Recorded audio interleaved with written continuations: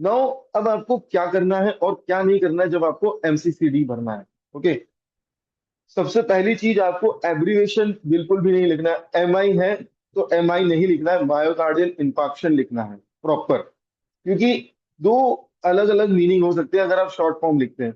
MS का mitral stenosis भी हो सकता है, मल्टीपल स्क्लेरोसिस भी हो सकता है। आरटीआई का रेस्पिरेटरी ट्रैक्ट इन्फॉर्मेशन भी हो सकता है, reproductive tract tract information infection भी हो सकता है।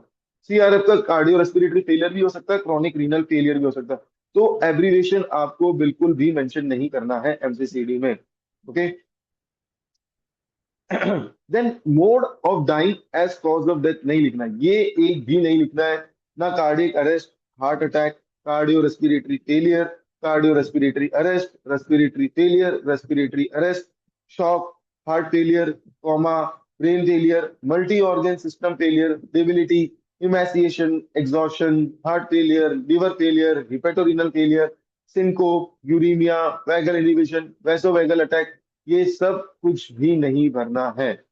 इंडिपेंडेंट नहीं भरना है, ये आगे मैं आपको सिखाऊंगा कैसे भरना है।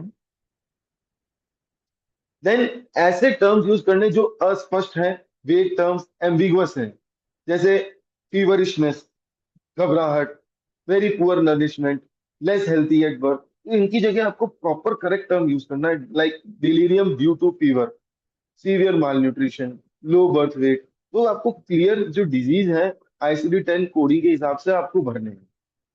मैं आपकी इसकी लिंक शेयर कर दूंगा, आप जब भी कभी एमसीसीडी भरें तो आप उसमें सर्च कर लीजिए कि कोड के अकॉर्डिंग, आईसीडी 10 और 11 कोड के अकॉर्डिंग प्रॉपर वर्ड्स क्या है उसके लिए, क्योंकि उसमें हर एक चीज के लिए उन्होंने कोड दे रखा है।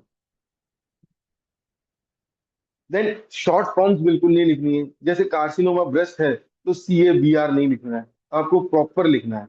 एक्यूट इंफार्क्ट है तो acute MI, acute cerebral infarction proper लिखना है।